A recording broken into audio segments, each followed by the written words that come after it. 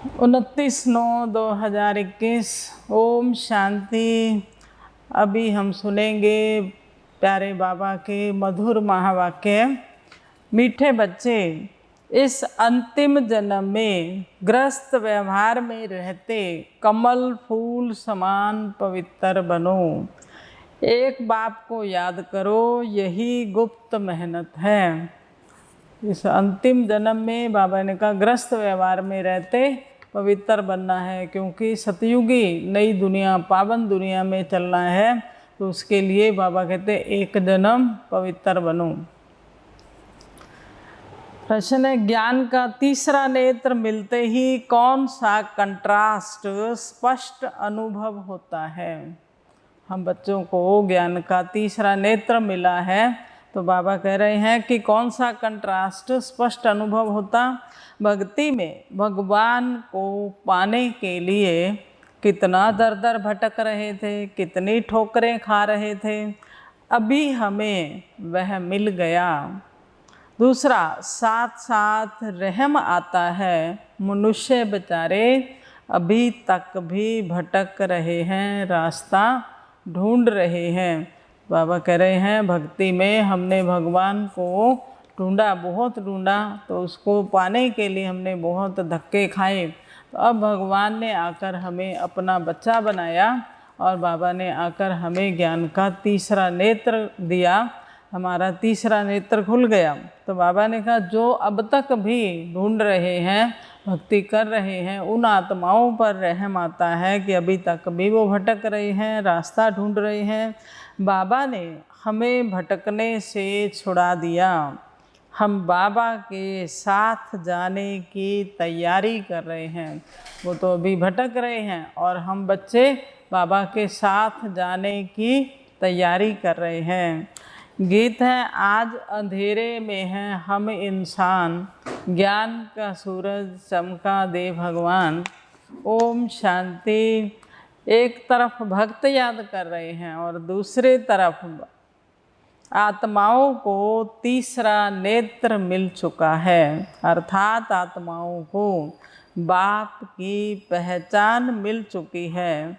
वह कहते हैं हम भटक रहे हैं, जो भी भक्ति कर रहे हैं, तो बाबा ने कहा वो कहते हैं हम भटक रहे हैं, अभी तुम तो नहीं भटकते हो। कितना फर्क है।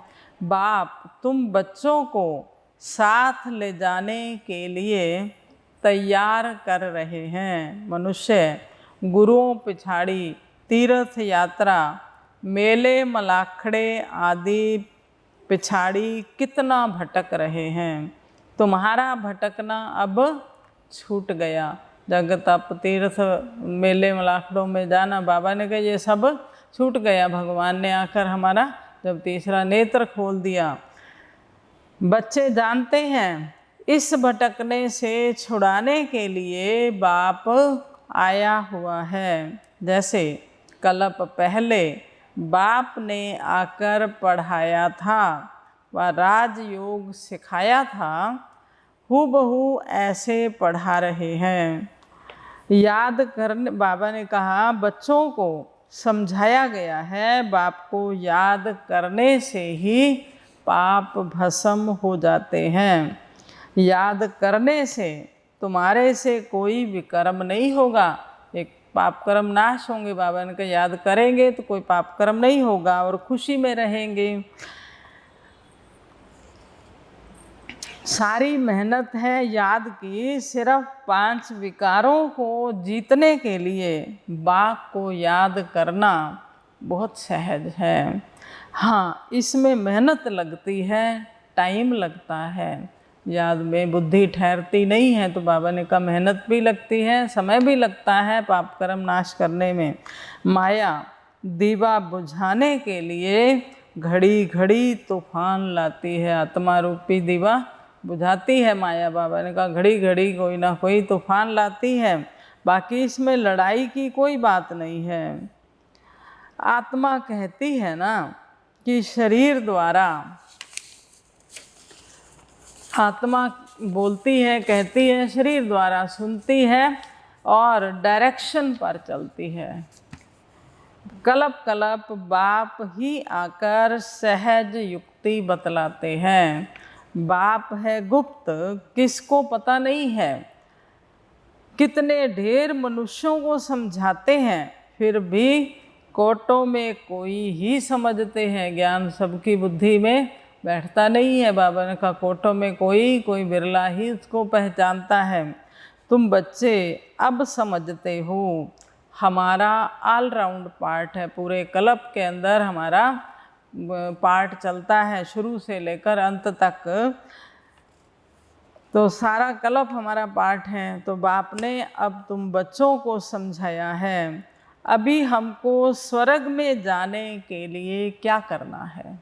बाबा पूछ रहे हैं अभी हमको स्वर्ग में जाने के लिए क्या करना है। पवित्र तो ज़रूर रहना ही है, पावन दुनिया है सतयुग, बाबा ने कहा निर्विकारी है वहाँ सब, तो वहाँ जाने के लिए पावन तो बनना है। बाप कहते हैं बच्चे काम महाशत्रु है, गीता में भी है ये, इन पर जीत पाकर पवित्र रहना है। इसलिए कमल फूल की निशानी भी दिखाई है देवताओं को, कमल फूल के ऊपर दिखाते हैं, क्योंकि कमल का फूल पवित्रता का सूचक है। कहा भी जाता है देवताओं को जब कमल फूल पे दिखाते हैं, हस्त कमल, नैन कमल, मुख कमल, चरण कमल, तो ग्रस्त व्यवहार में रहते कमल फूल समान बनना है। यह दृष्टांत तुम्हारे लिए है। हठ योगी तो ग्रस्त व्यवहार में कमल फूल समान रह ना सके। बाबा ने कहा जो हठ योगी सन्यासी हैं वो तो घर ग्रस्त में रहते हुए कमल फूल समान नहीं रह सकते।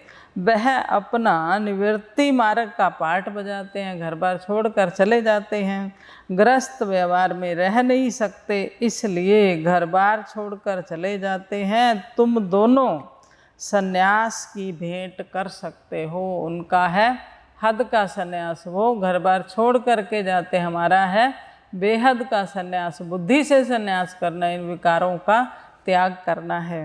प्रवृत्ति में रहने वालों का गायन है।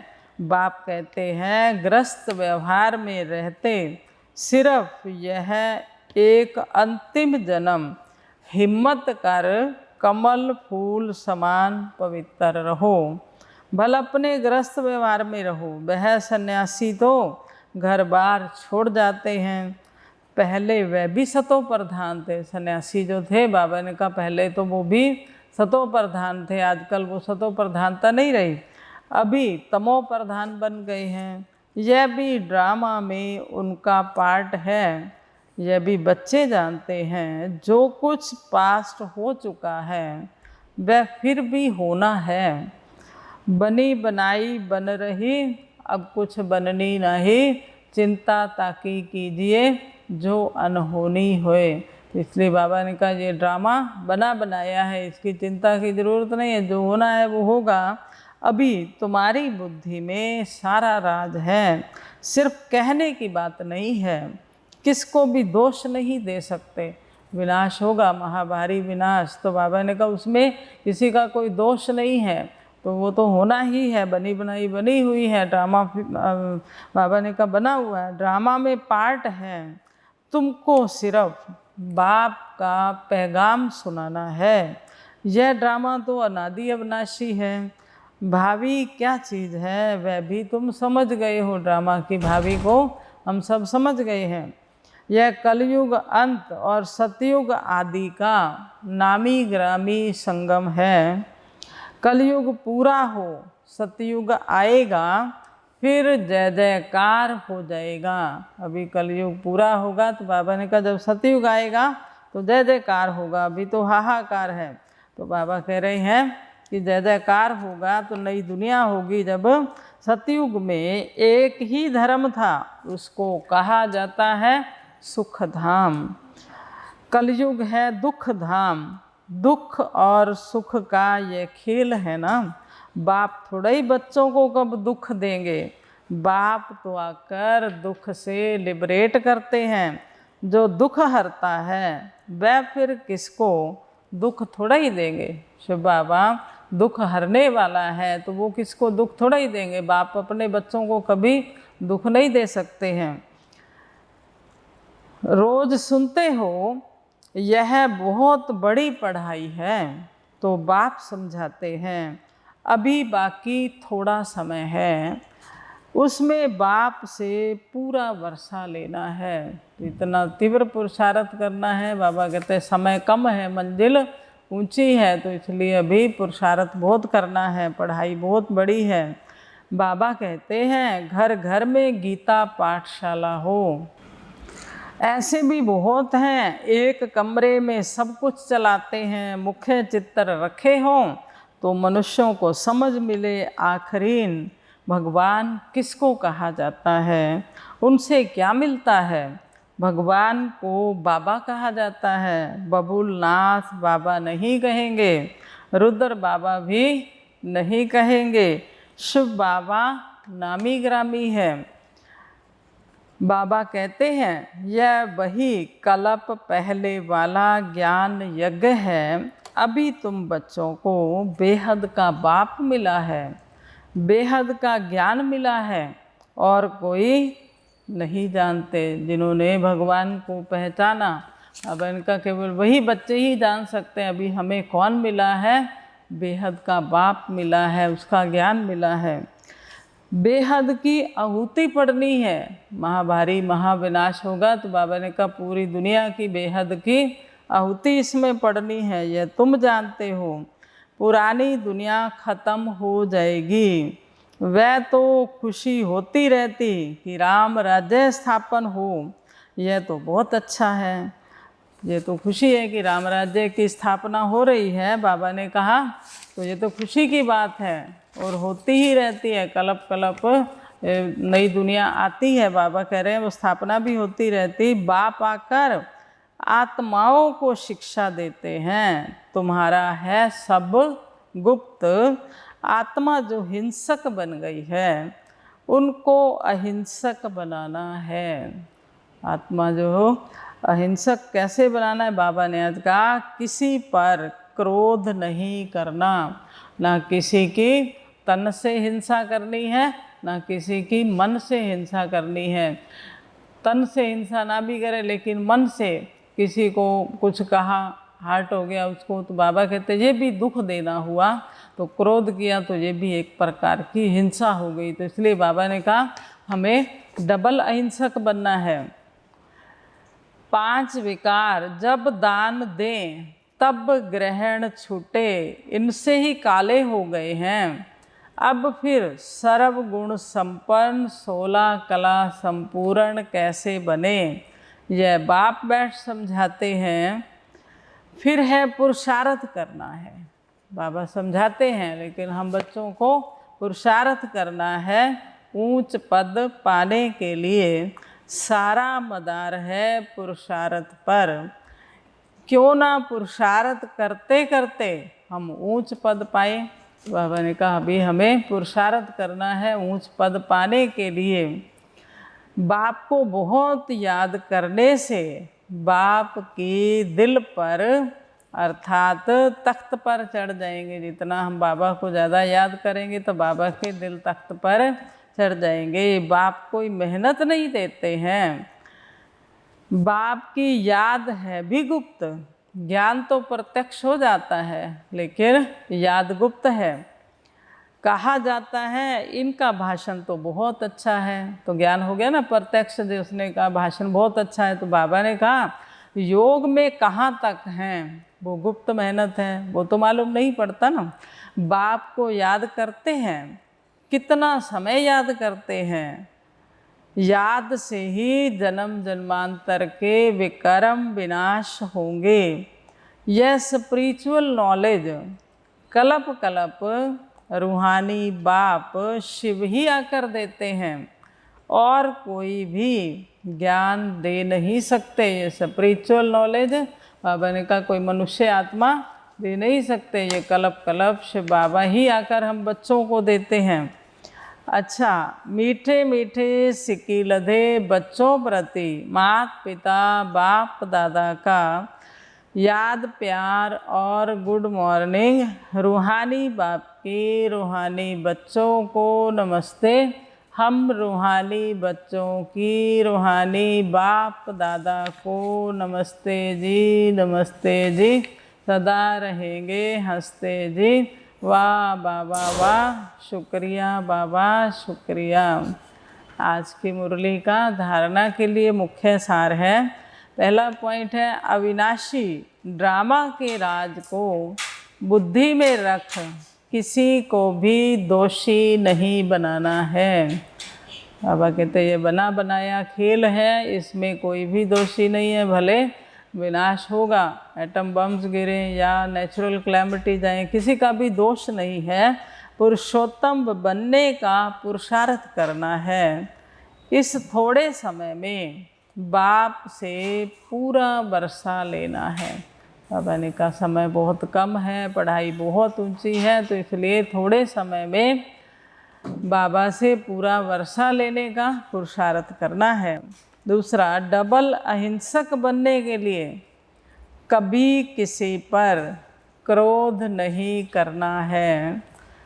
विकारों का दान दे सर्वगुण संपन्न बनने का पुरुषार्थ करना है।